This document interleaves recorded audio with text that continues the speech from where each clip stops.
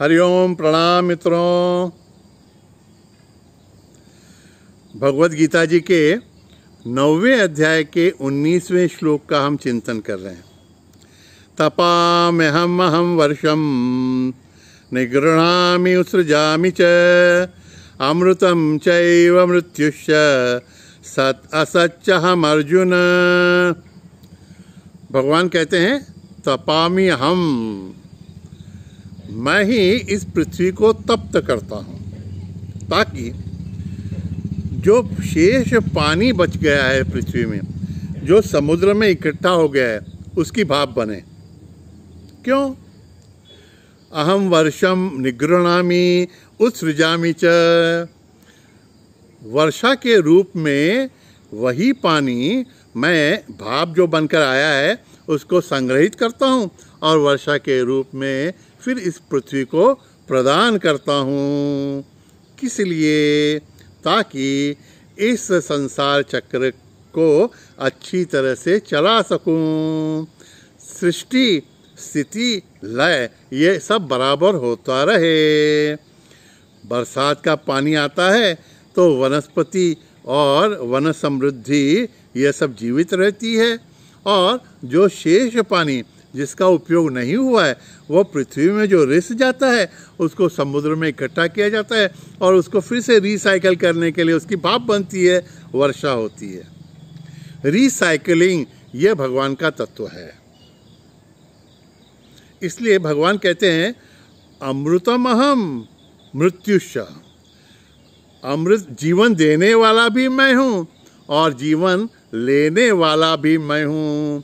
जैसे वर्षा से पानी मैं ही देता हूँ और भाप बनाने के लिए समुद्र से पानी मैं ही लेता हूँ, वैसे एक ही बात ध्यान में रखनी है, देने वाला भगवान है और लेने वाला भी भगवान ही है।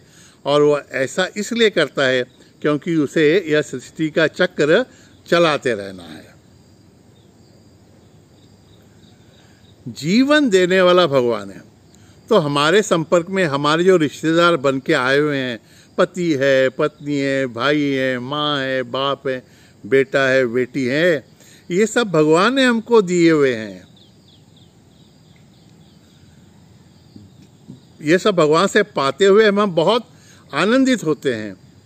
लेकिन जब भगवान इन सबको हमसे दूर करता है तो हम दुखी हो जाते हैं, भूल जाते हैं कि भगवान ने दी हुई चीज़ भगवान अगर वापस ले रहे हैं तो उनका कुछ न कुछ अच्छा हेतु होगा।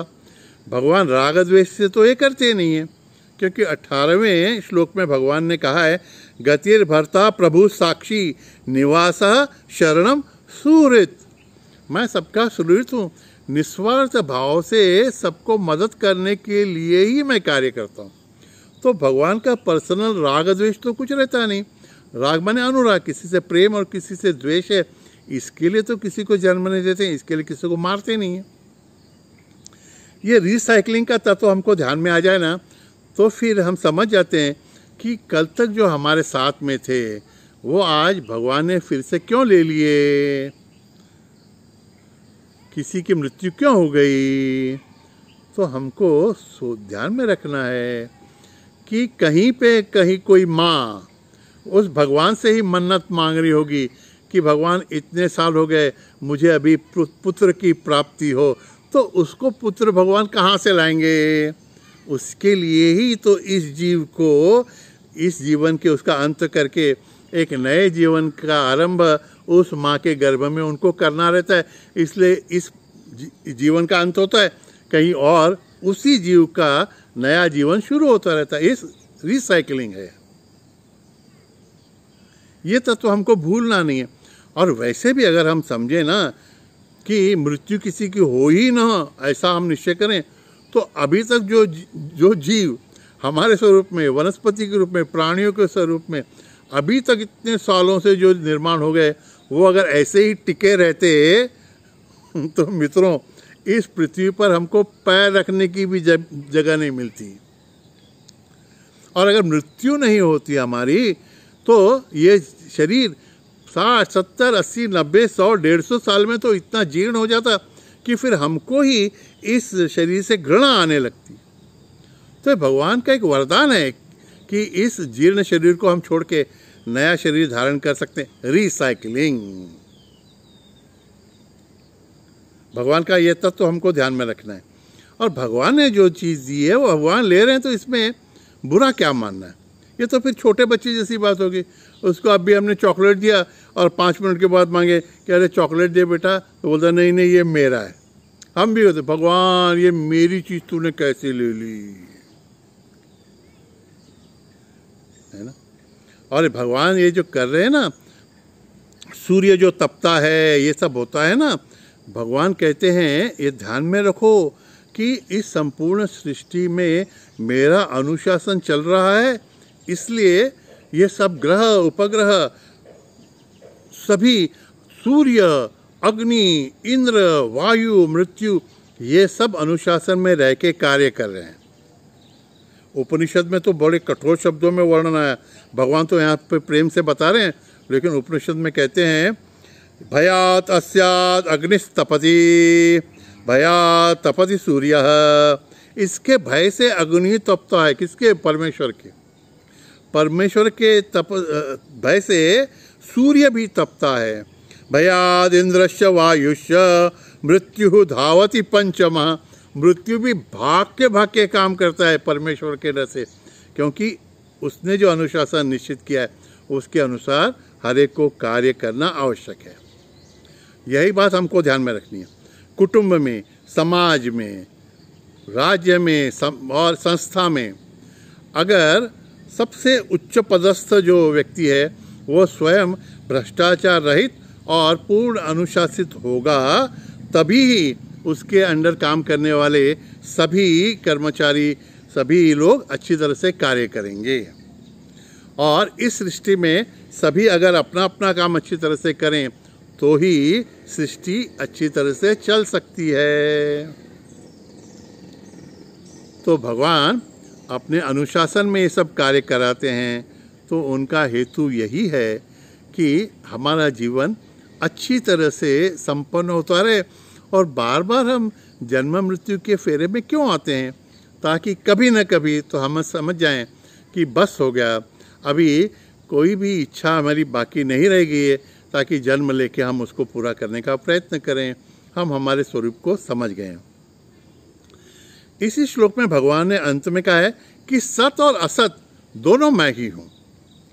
सत माने जो त्रिकालाबाधित है, त्रिकाल अबाधित है, था, है और रहेगा, उसको कहते हैं सत। और असत माने जो सत की तरह दिखता है लेकिन टिकता नहीं है। भगवान बड़ी उदारता से कहते हैं कि अरे वो दोनों मैं ही मैं हूँ। देखिए हमारे उदाहरण में रज्जू और सर्प में, सत्य तो रज्जू है ना। रज्जू पर सर्प का आभास जो दिखता है, तो सर्प ज्ञान से, प्रकाश से नष्ट हो सकता है, लेकिन रस्सी तो वैसे ही रहेगी। तो सत्य जो है सत रस्सी है और सर्प जो है असत है। लेकिन भगवान कहते हैं कि वो रस्सी है, इसीलिए तो सर्प भी है। तो रस्सी के अधिष्ठान से सर्प अध्यारोपित हुआ है, तो सर्प का अस्तित्व रस्सी के कारण है। और रस्सी माने सत मैं हूँ, तो मुझ पर आधारित जो सर्प दिख रहा है उसमें भी मैं ही हूँ। रस्सी ही सर्प के रूप में प्रतीत होती है, वैसे मैं ही इन सभी रूपों में प्रतीत होता हूँ।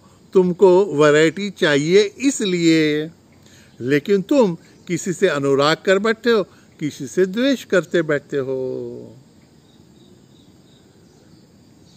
और इसमें एक इम्पॉर्टेंट बात है, भगवान कहते हैं जैसे स्वप्न की सृष्टि असत है, ये स्वप्न झूठ है, ये जागने के बाद तुमको मालूम पड़ जाता है ना, वैसे ही तुम अभी जान लो कि तुम्हारे अंतःकरण में जो विचारों की, भावनाओं की सृष्टि निर्माण होती है ना, जिन विचारों से, भावनाओं से तुम डर जाते हो ना, अरे उसमें भी मैं ही हूँ।